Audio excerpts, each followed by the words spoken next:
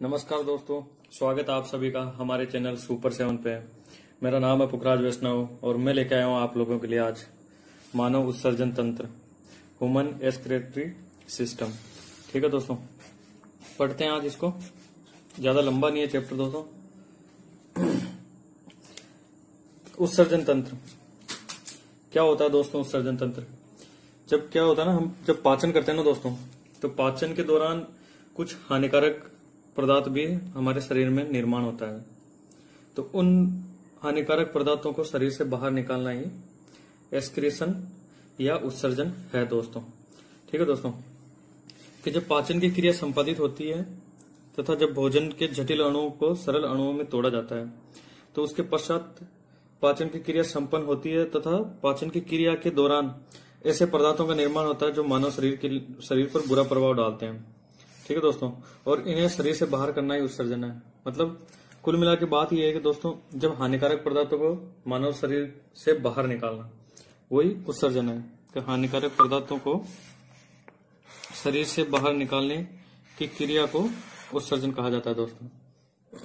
ठीक है दोस्तों, कि जो पाचन के दौरान जो हानिकारक पदार्थ बनते हैं, जैसे अमोनिया पढ़ा था आपने, अमोनिया को लीवर ने यूरिया में तोड़ दिया था और उसको अपने यूरिन की सहायता से, यूरिन के माध्यम से शरीर से बाहर कर देना, यही आपका उत्सर्जन है दोस्तों।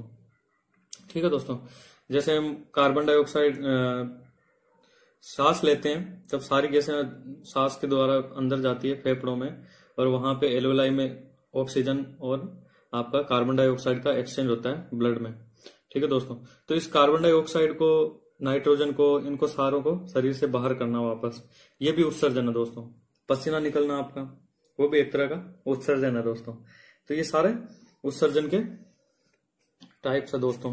किस किस माध्यम से? ये सारे उत्सर्जी पदार्थ है दोस्तों, जो जैसे पसीना हो गया आपका, यूरिया हो गया आपका, कार्बन डाइऑक्साइड सांस के द्वारा हो गया, ये सारे उत्सर्जी पदार्थ है दोस्तों। पढ़ते आगे कि जो उपापचयी क्रियाएं हैं दोस्तों, मेटाबॉलिज्म जो क्रियाएं हैं,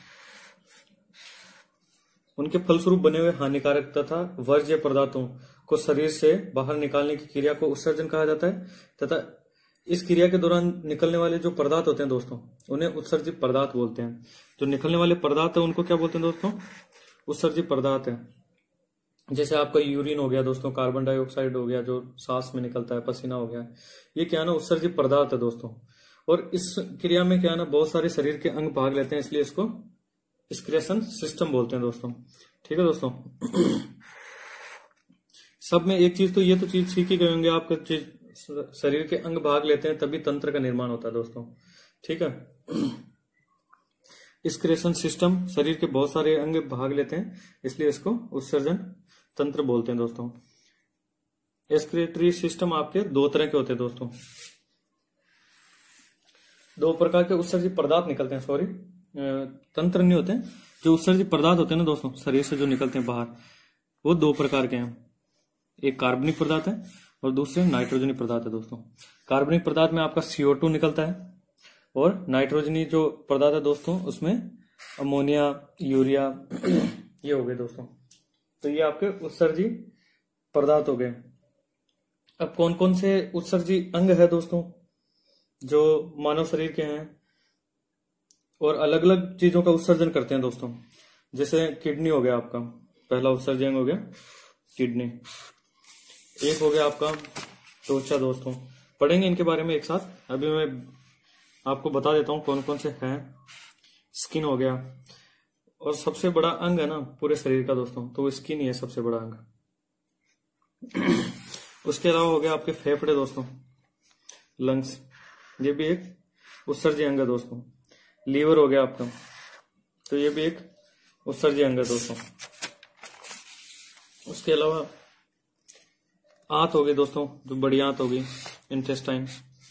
ठीक है दोस्तों, तो ये पांचों आपके उत्सर्जी अंग हो गए दोस्तों। पढ़ते हैं इनके बारे में, क्या क्या चीजों का उत्सर्जन करते हैं, कैसे कैसे करते हैं। किडनी के बारे में पढ़ते हैं दोस्तों। तो मानव शरीर का जो सबसे बड़ा उत्सर्जी अंग है वो दोस्तों किडनी ही है, कि वृक्क मानव शरीर का सबसे महत्वपूर्ण उत्सर्जी अंग है। ठीक है दोस्तों, जो उत्सर्जन क्रिया में भाग लेता है।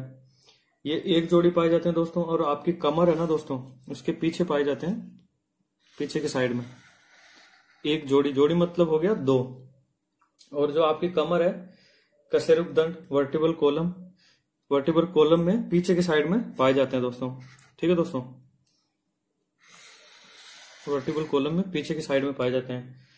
सबसे महत्वपूर्ण कार्य क्या होता है दोस्तों इसका, कि ये क्या करता है ना दोस्तों, जो किडनी है वो ब्लड में जो यूरिन है, वो यूरिन कहाँ से आया दोस्तों, तो मैंने बताया था कि लीवर क्या करता है ना दोस्तों, जो अमोनिया होता है, अमोनिया आदमी के शरीर के लिए, इंसान के शरीर के लिए ज्यादा हानिकारक है बजाय यूरिया के दोस्तों। तो अमोनिया को यूरिया में कन्वर्ट कर देता है आपका लीवर, जो कि यूरिया कम हानिकारक है शरीर में। अगर वो 2-4 घंटे रुक भी जाए शरीर में तो कोई दिक्कत नहीं होती है, कम हार्मफुल है अमोनिया की।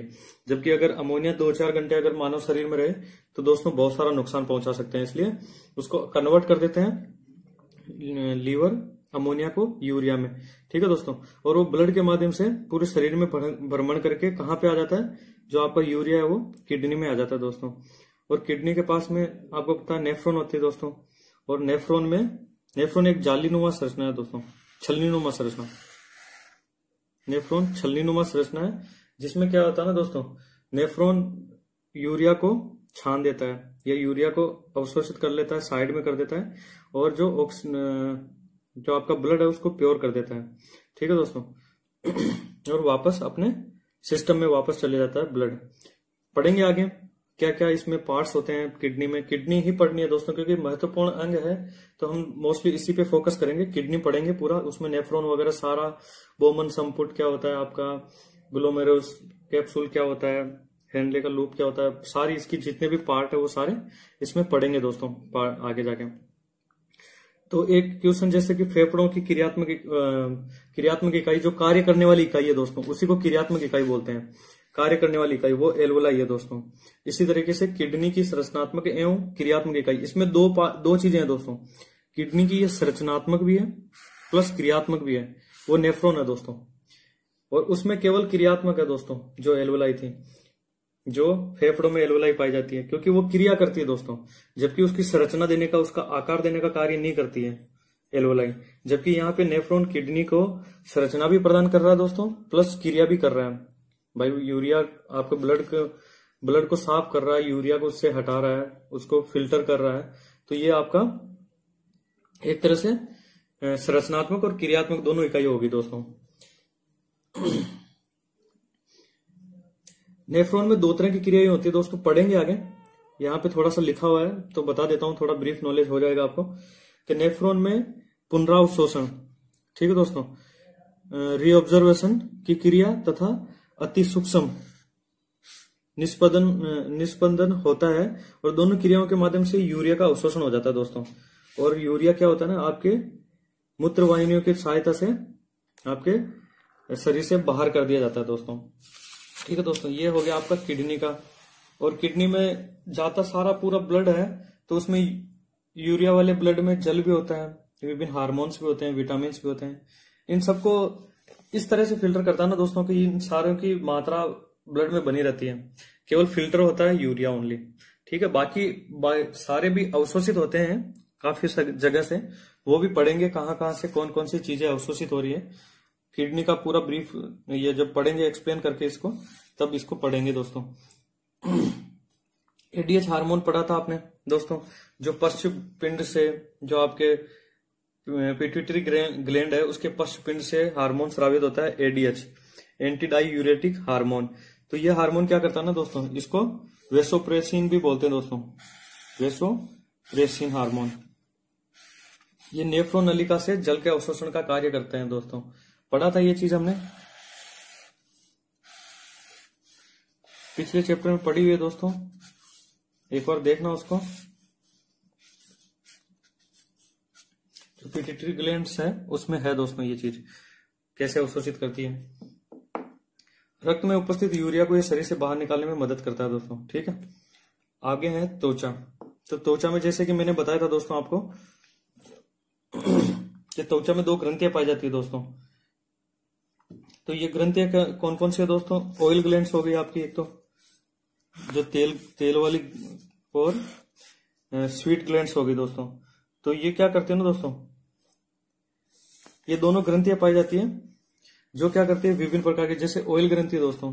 जो स्वीट ग्लैंड्स है वो तो आपका पसीना हो गया, उसका उत्सर्जन करेगी।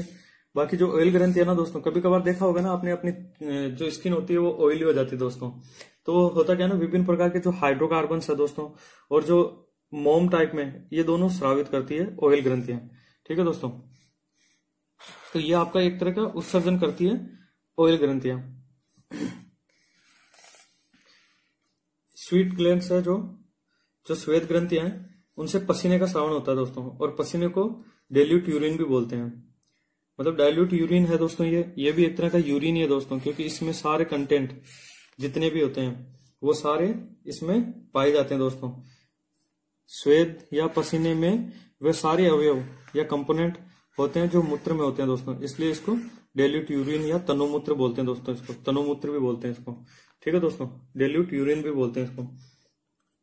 एक चीज है, जैसे वैक्स का नाम आया दोस्तों, तो वैक्स आपके कान में दोस्तों एक सेरुमिनस ग्लैंड्स भी पाई जाती है।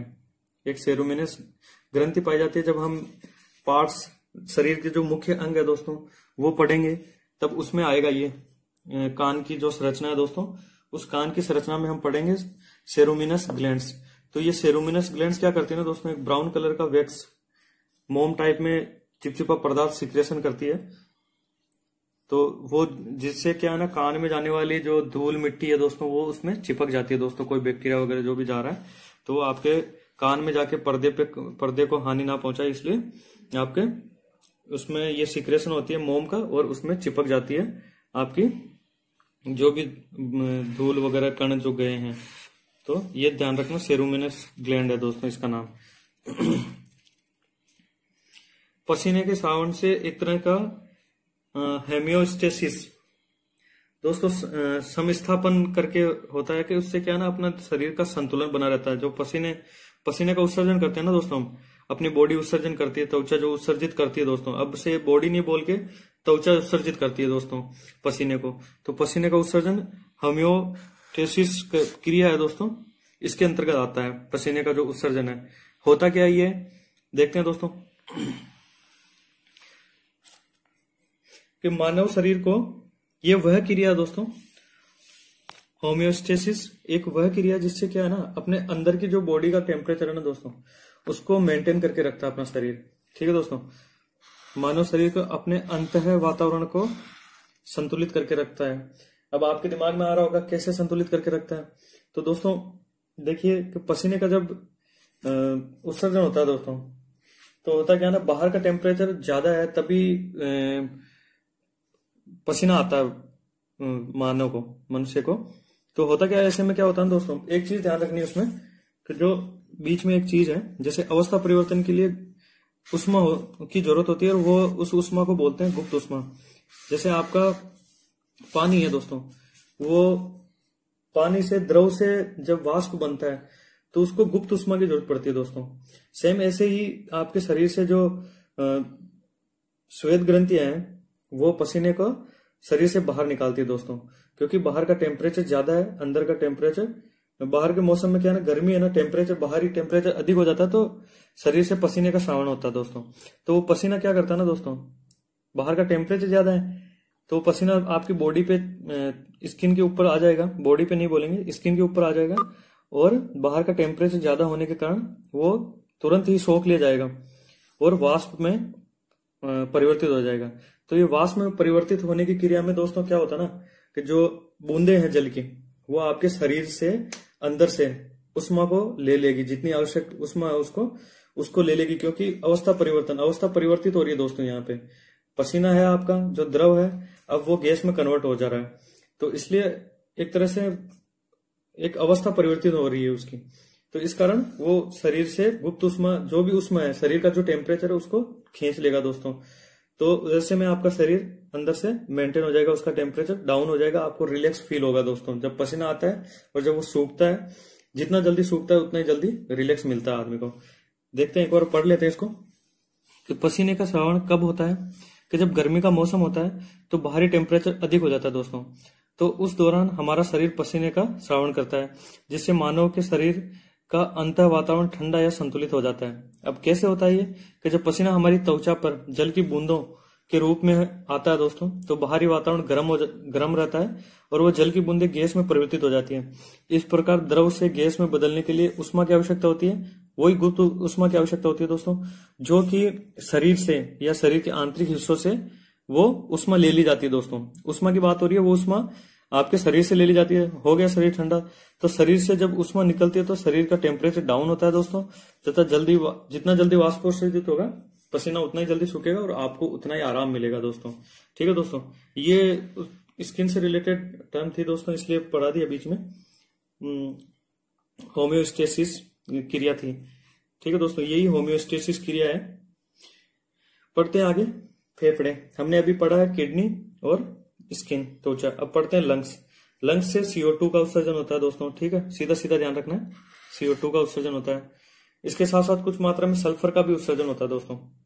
अब सल्फर कहां से आ गया दोस्तों, ये चीज दिमाग में आ रही होगी आपको। कि जैसे हम प्याज लहसुन वगैरह ये वो खाते हैं ना दोस्तों, डकार में जो गंध निकलती है वो सल्फर की होती है दोस्तों। प्याज में क्या होता है दोस्तों, ये तो जो गंध है वो सल्फर की है दोस्तों, जबकि प्याज में डायरेक्ट पूछे आपको क्या है तो सल्फोनिक अम्ल है दोस्तों। सल्फोनिक एसिड होता है प्याज में, और ये सल्फोनिक एसिड ही सल्फर का एक यौगिक है दोस्तों। ठीक है दोस्तों, सल्फर का एक यौगिक होता है सल्फोनिक एसिड। ठीक है दोस्तों, पढ़ते हैं आगे लीवर के बारे में दोस्तों। जैसे लीवर का वैसे विस्तृत पढ़ चुके हैं हम, जब पाचन वाला पार्ट पढ़ा था हमने, तो उसमें सहायक ग्रंथि के रूप में है ये दोस्तों। ये पाचन क्रिया में भाग लेता है दोस्तों, पाचन करने में सहायक है, जबकि पाचन इससे पाचन नहीं होता दोस्तों, क्योंकि इससे कोई एंजाइम नहीं सिक्रेशन होता है इससे, तो ये पाचन क्रिया में सहयोग प्रदान करता है, पाचन नहीं कराता है दोस्तों। ठीक है, होता क्या, लीवर में अमोनिया को परिवर्तित कर देता है दोस्तों, किसमें, यूरिया में। लीवर अमोनिया को यूरिया में परिवर्तित कर देता है दोस्तों। और क्या कार्य है दोस्तों इसके, तो लीवर क्या करता है ना दोस्तों, जो आरबीसी है दोस्तों, रेड ब्लड सेल्स है, उनका विखंडन करता है दोस्तों। किसमें तोड़ता है, बिलिरुबिन और बिलिवर्डिन में, दो में इनमें तोड़ देता है दोस्तों, इनमें तोड़ देता है। और ये क्या करते हैं, ब्लड के माध्यम से शरीर से यूरिन के थ्रू बाहर हो जाते हैं दोस्तों।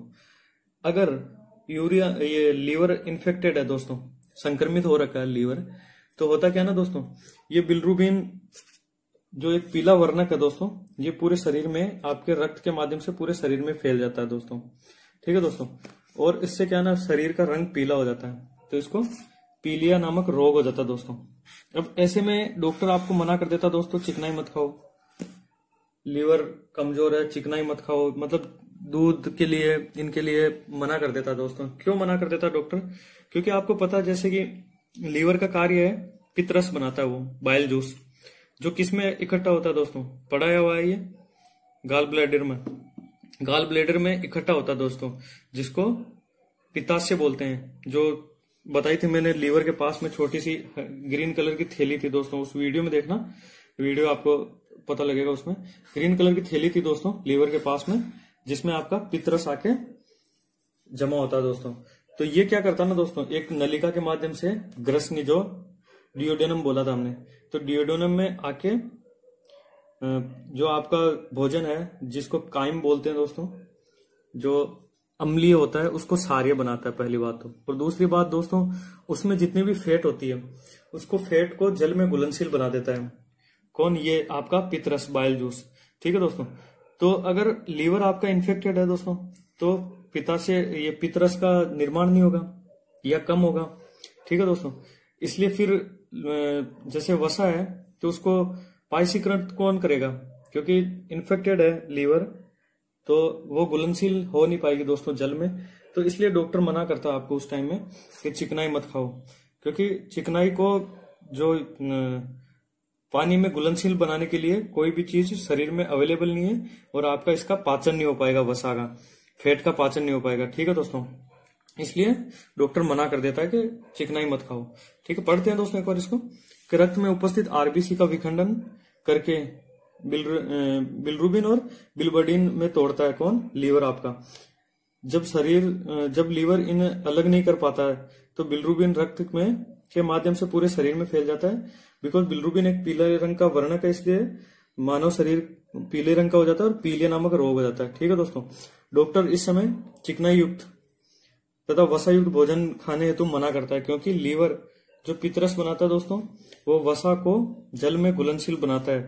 तो जब लीवर काम नहीं कर रहा है तो वसा को जल में घुलनशील नहीं हो पाती है, उसका पाचन नहीं हो पाता वसा का दोस्तों, इसलिए डॉक्टर उसको मना कर देता है, पाचीकरण की क्रिया नहीं हो पाती है दोस्तों। ठीक है दोस्तों, इसके बाद में पढ़ते हैं 5वां पार्ट जो आपका है इंटेस्टाइन, वो भी बढ़िया आता है दोस्तों। कुछ सल्फेट और कैल्शियम, इनका कुछ सल्फेट तथा कैल्शियम की मात्रा को रसांध्रों व एल्वेलाई के माध्यम से अवशोषण करके बड़ी आंत तथा जहां से उनको सल्फेट का और कैल्शियम का, इनका दोनों का रसांध्रों और एल्वेलाई के माध्यम से अवशोषित करके यहाँ पे बड़ी आंत में भेज देते हैं दोस्तों, आंत, और वहां से शरीर से बाहर कर दिया जाता है। ठीक है, अवशोषित करके कैल्शियम और सल्फेट को भेजा जाता है। तो दोनों उत्सर्जन किसका कर रहे हैं दोस्तों? कैल्शियम और सल्फेट का। कौन? जो इंटेस्टाइन है दोस्तों। ठीक है दोस्तों, अब पढ़ते हैं टाइप्स कितने हैं इसके उत्सर्जन के। ठीक है दोस्तों, एक्सक्रीशन के टाइप्स पढ़ते हैं। तो पढ़ते हैं दोस्तों एमिनोटेलिक। एमिनोटेलिक मतलब ये टाइप्स है दोस्तों कि क्या क्या चीजें आप, जैसे हम यूरिन का उत्सर्जन करते हैं मोस्टली, तो हमारी टाइप्स है एक। वैसे ही कुछ जीव है जो अमोनिया का उत्सर्जन करते हैं, कुछ यूरिक अम्ल का करते हैं, कुछ एमिनो अम्ल का करते हैं। ठीक है दोस्तों, तो उन्हीं के आधार पे इनको बांटा हुआ है कि क्या क्या चीजें उत्सर्जित कर रहे हैं, उसके आधार पे इनको बांटा हुआ है दोस्तों। 4 पार्ट है इसके। तो पढ़ते हैं पहला एमिनोटेलिक। एमिनोटेलिक ऐसे जीव होते हैं ना दोस्तों जो अमोनिया का उत्सर्जन करते हैं, ये चीज ध्यान रखने की, अमोनिया का उत्सर्जन करते हैं। और जो एमिनोटेलिक है दोस्तों, इस प्रकार के उत्सर्जन की ये क्वालिटी है दोस्तों, विशेषता है कि अत्यधिक मात्रा में जल शरीर से बाहर निकालते हैं दोस्तों। अगर ये क्रिया अगर इंसान करे तो दोस्तों, अगर शरीर से जल अधिकतर बाहर निकाल दे, शरीर से जल का अवशोषण कहाँ होता है दोस्तों? ज्यादा जितना भी है मोस्टली बड़ी आंत में होता है दोस्तों। हमने पढ़ा था कि कब्ज के लिए और जो निर्जलीकरण है उन दोनों के लिए आपका बड़ी आंत जिम्मेदार होती है दोस्तों। देखना उस चैप्टर को जिसमें हमने अवशोषण पाचन वाले में है दोस्तों ये चीज में। तो होता क्या है इसमें अमीनोटेलिक में कि जल, इसकी विशेषता है दोस्तों अत्यधिक मात्रा में जल शरीर से बाहर निकलता है। पहली बात तो अमोनिया का उत्सर्जन करते हैं, दूसरी बात इसमें क्या होता है, इसी के साथ में जल शरीर से अधिक मात्रा में बाहर निकलता है। तो ऐसी क्रिया अगर इंसान करे तो निर्जलीकृत हो जाएगा दोस्तों। तो ऐसी क्रिया कौन कर सकता है दोस्तों? जो जलीय जीव होते हैं वो ही कर सकते हैं दोस्तों। तो ये जो सिस्टम है दोस्तों, जो एमिनोटेलिक ये उत्सर्जन का प्रकार है, वो पाया जाता है जलीय जीवों में। ठीक है दोस्तों।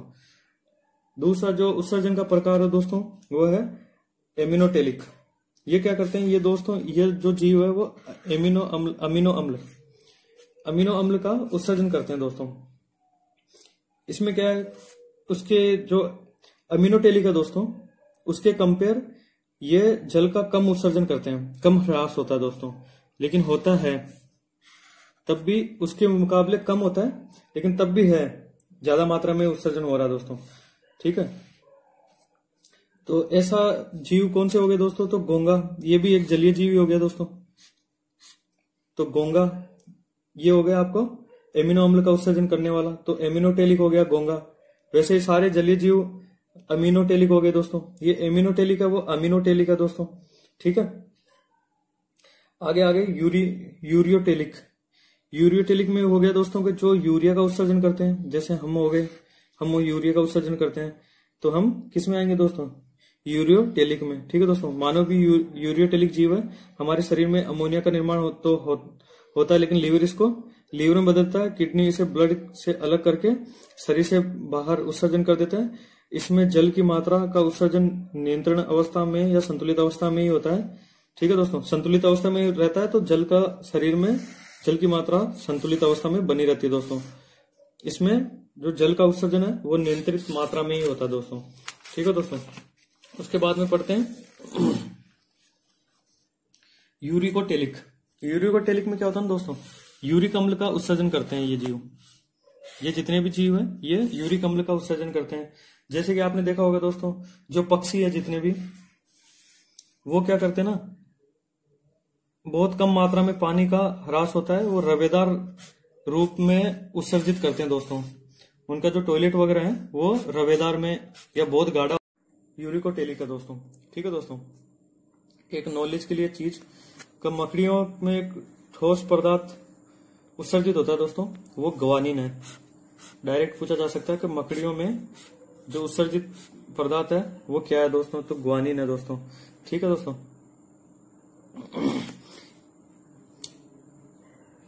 ये भी पढ़ा है मानव शरीर में स्थायी दर्द का कारण यूरिक अम्ल है दोस्तों, और जो अस्थायी दर्द का कारण है वो कौन सा है दोस्तों,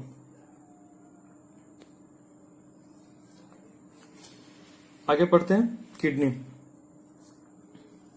अब पूरा दोस्तों फोकस इसी पे है, किडनी पे। किडनी पढ़ेंगे बस 2-4 मिनट, उसको वापस पढ़ना है। वैसे हमें किडनी ही पढ़नी है दोस्तों। इसको देख लेते हैं, इसकी मोटी मोटी चीजें क्या क्या है। कि पीठ की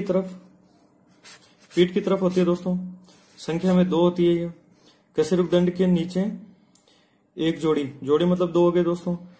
ये जरूरी नहीं डाटा आपको फैक्ट ऐसे ध्यान रखने की 10 सेमी लंबी होती है तथा 5 सेमी चौड़ी होती है। बस एक चीज ध्यान रखना दोस्तों, इसका भार 160 ग्राम होता है। कोई वैसे जरूरी नहीं है। इसके चारों तरफ जो झिल्ली पाई जाती है दोस्तों, पेरिटोनियम की झिल्ली पाई जाती है।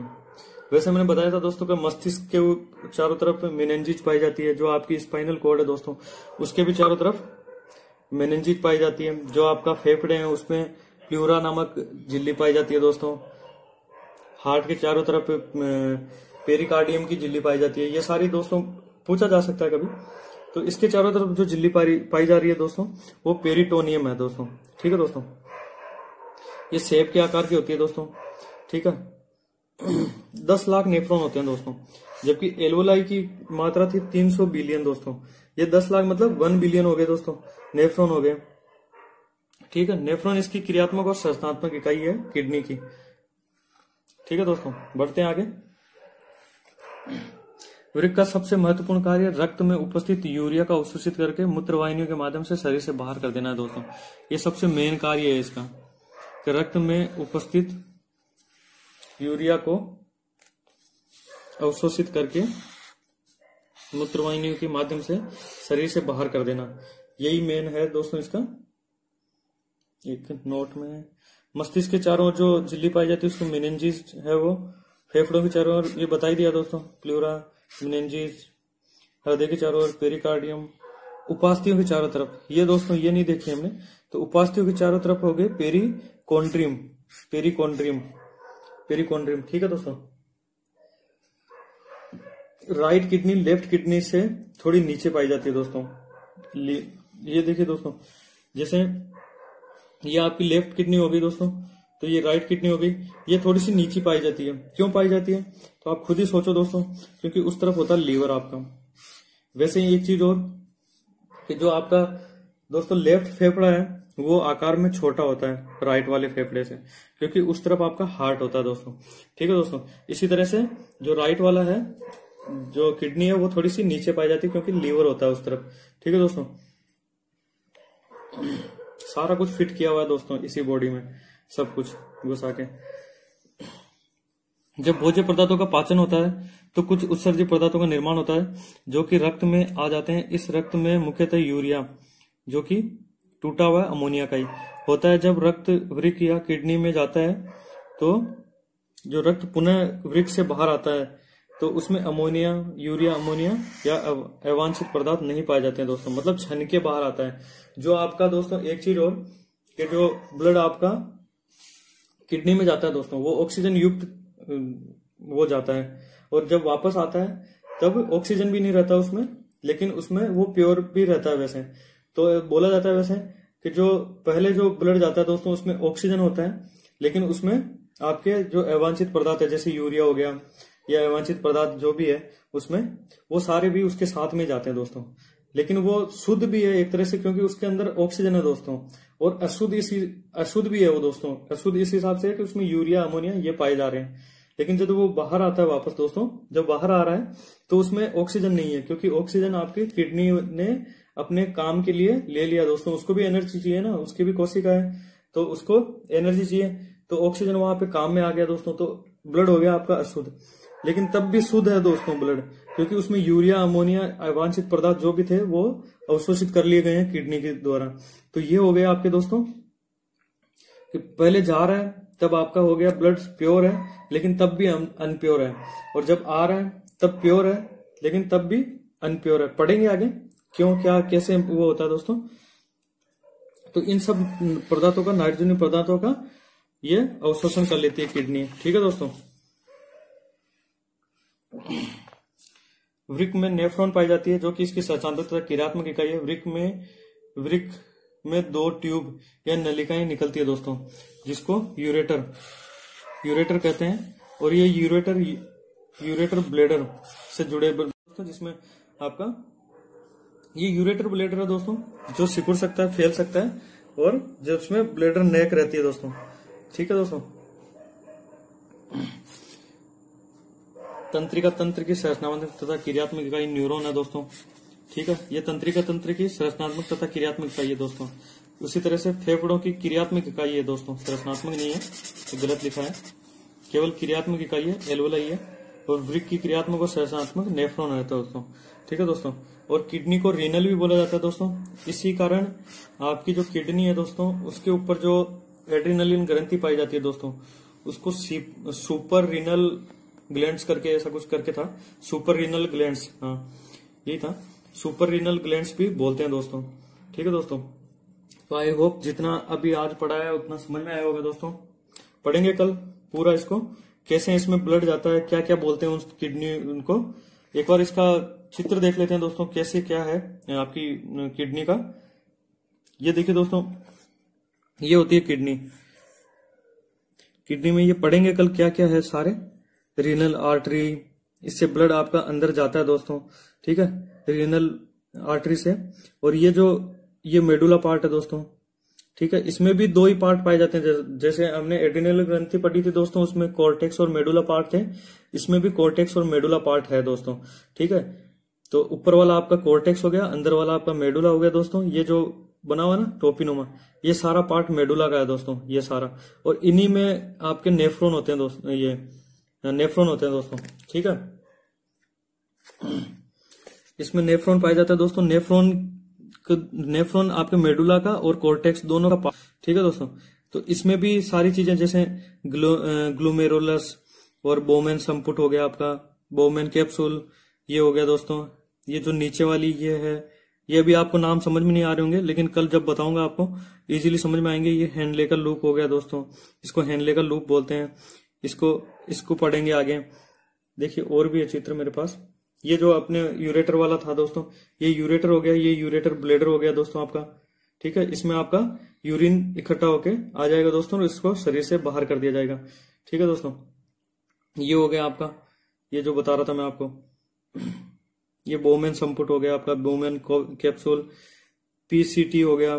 पढ़ेंगे आप आगे, प्रोक्सिमल कन्वोल्यूटेड ट्यूब्यूल, ये सारे पढ़ेंगे दोस्तों। हेनले लूप हो गया, कनेक्टिंग डक्ट हो गया। बहुत इजीली समझ में आएगा आपको कि कैसे ब्लड अंदर जाता है, कैसे प्योर होके वापस बाहर आता है दोस्तों। ठीक है, छन के, और कहां कहां से क्या क्या चीजें अवशोषित होती है, वो सारा कुछ कल पढ़ेंगे हम। ठीक है दोस्तों, ये पूरा सारा कुछ नेफ्रॉन का चित्र है दोस्तों। ये glomerulus, distal tubule, Henle loop, connecting duct, सारा कुछ पढ़ेंगे दोस्तों कल। तब तक दीजिए दोस्तों। अगर समझ में आया दोस्तों तो लाइक कीजिए चैनल, वीडियो को अधिक से अधिक शेयर कीजिए अपने दोस्तों के साथ में, और सब्सक्राइब कीजिए हमारे चैनल सुपर 7 को। थैंक यू दोस्तों।